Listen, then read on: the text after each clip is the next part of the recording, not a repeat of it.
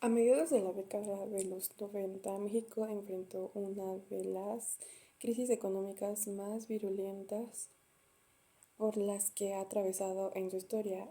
Sin embargo, las medidas instrumentadas en el momento por las autoridades financieras permitieron contener y revertir la crisis en un plazo relativamente corto. En la actualidad, la economía mexicana enfrenta nuevos desafíos, como ya se sabe. De esto resultado del contagio, de esta vez del contagio de una crisis financiera que tuvo origen en Estados Unidos y en otras economías avanzadas. De nueva cuenta, las autoridades financieras están al frente de la tarea de diseñar e instrumentar estrategias para mitigar el impacto sobre nuestro país. Comencemos con que México recibió flujos enormes de capital extranjero durante los años previos a la crisis de 1994-1995.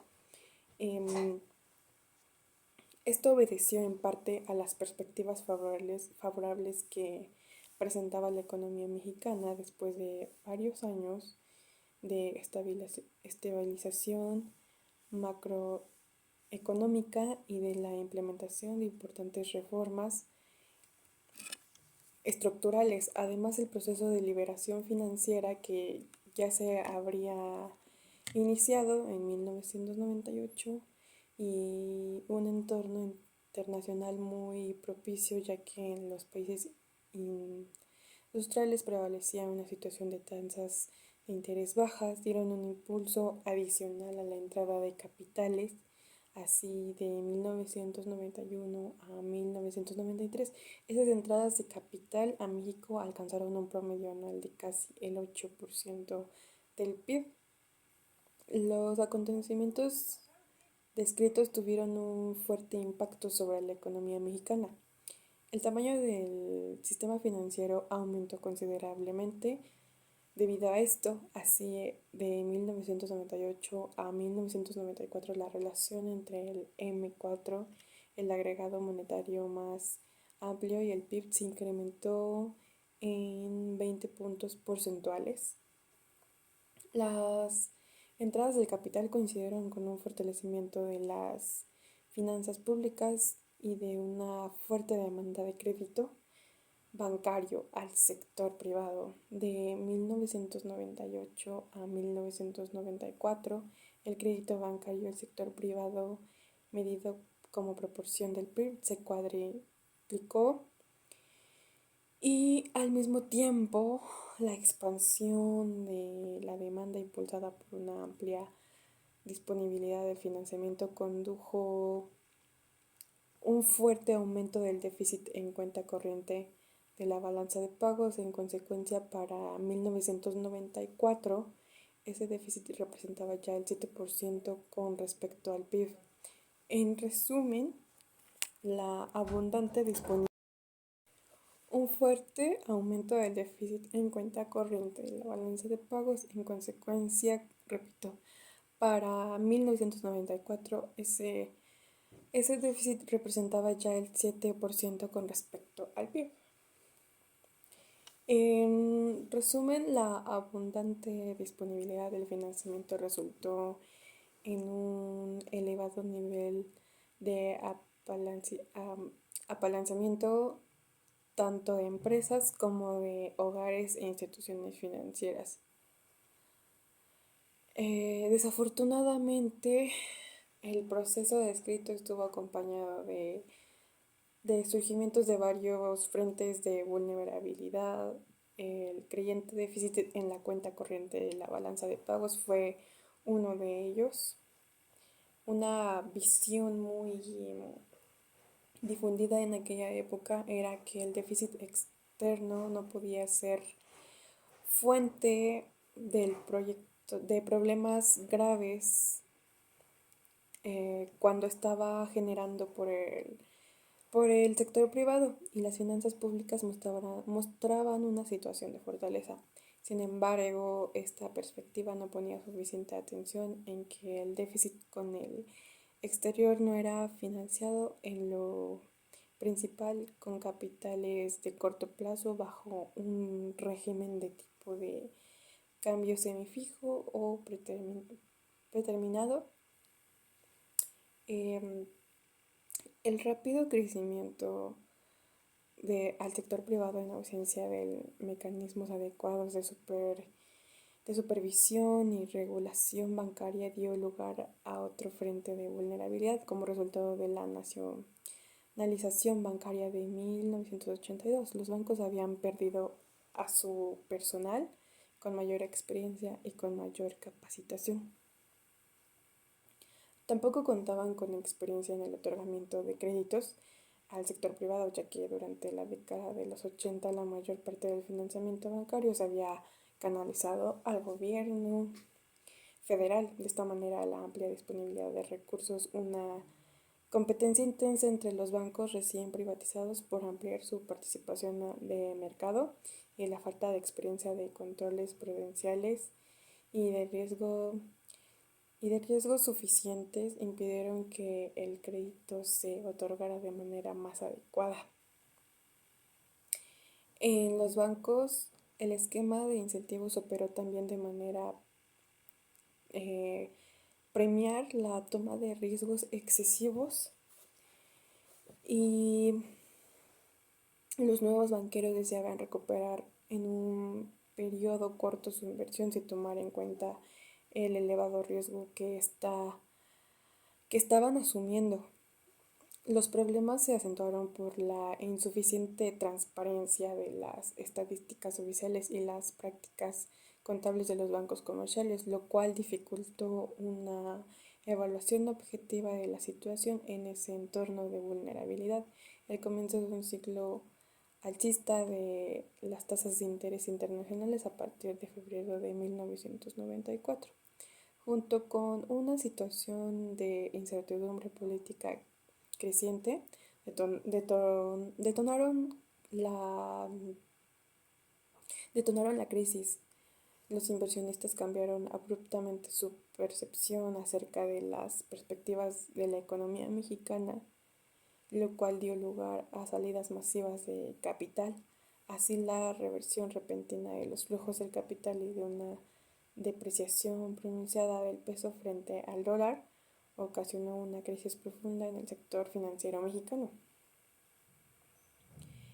En esa coyuntura, el reto principal para las autoridades fue evitar el colapso del sistema financiero y productivo, restablecer la confianza de los inversionistas del país.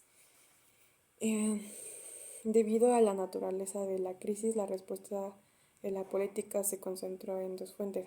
En primer lugar, se instrumentaron políticas fiscales y monetarias restrictivas y se adoptó un tipo de cambio flexible. En segundo lugar, se negoció un cuantioso paquete internacional de apoyo que permitió fortalecer la confianza en la capital del país para cumplir sus obligaciones financieras. El deterioro del empleo y alza de las tasas de interés provocaron un fuerte aumento en la cartera vencida de las instituciones de crédito y por ende un descenso marcado en los niveles de capitalización de la banca. En respuesta se ejecutaron diversas medidas para apoyar tanto a los deudores como a los bancos. La finalidad fue prevenir una quiebra generalizada de las instituciones financieras y se adoptó un fin de enfoque integral que se enfrentaban en problemas de liquidez y solvencia con repercusiones sistemáticas. Entre las medidas que se adoptaron fueron las siguientes. El suministro de la liquidez en moneda extranjera en los bancos comerciales para impedir presiones adicionales sobre el tipo de cambio, un acuerdo de apoyo para los deudores de la banca, la compra de de cartera en problemas con fin de fortalecer el capitalismo bancario, la activación de un programa capi- capitalización temporal para los bancos. Las autoridades estaban conscientes de los riesgos que implicaba la estrategia instrumentada, pero sin embargo también había conciencia de que el escenario alternativo de un posible colapso del sistema financiero y una profunda y prolongada recesión conllevaba costos mucho más elevados. Eh,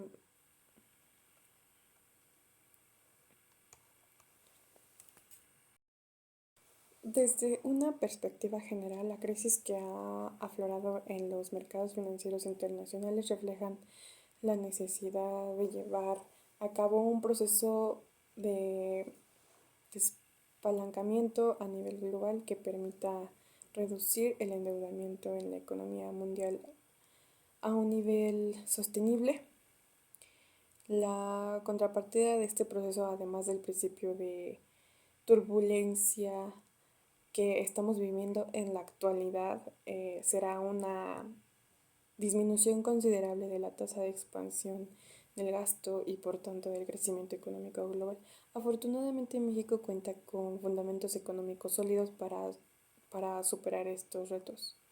Eh, las medidas que se han implementado para asegurar una operación adecuada en el sistema financiero en un entorno particularmente difícil permite hacer frente a la crisis financiera internacional de una manera exitosa. Una vez que se estabilicen las condiciones económicas mundiales, las autoridades mexicanas deben concentrar sus esfuerzos en aumentar la tasa del crecimiento potencial, la economía y en mejorar los niveles de bienestar de la población. Es preciso que veamos más allá de la presente coyuntura.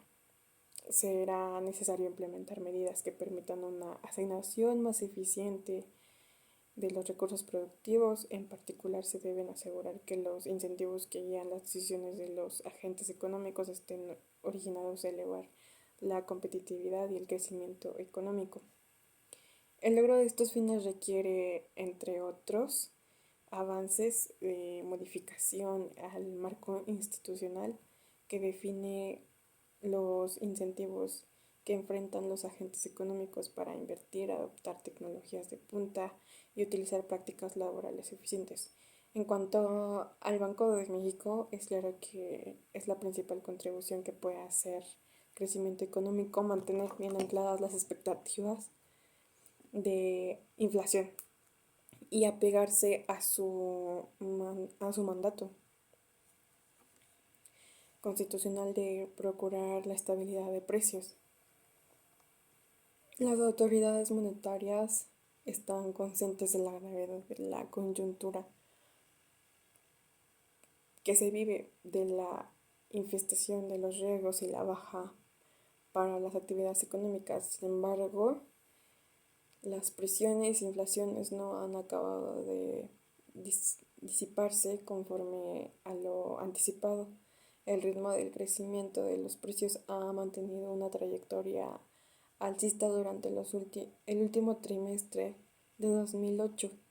De todas formas, es previsible que se cumpla la trayectoria de la inflación visualizada por el banco para, para otros años, y el Banco de México seguirá vigilando la evolución del balance de riesgos con miras al cumplimiento de la meta de inflación del 3%, procurando al mismo tiempo contribuir la mitigación, el impacto de la crisis financiera global sobre la economía mexicana. Los esquemas actualmente operan bajo la dirección del Fondo Monetario. Desafortunadamente no se ha diseñado una arquitectura financiera internacional que promueva acciones más activas de cooperación en épocas normales y la cual pudiera facilitar acciones rápidas y efectivas en épocas de crisis financieras. En cambio, Bueno, en periodos de turbulencia financiera como el actual se valoran mucho más las ganancias que derivan de la cooperación.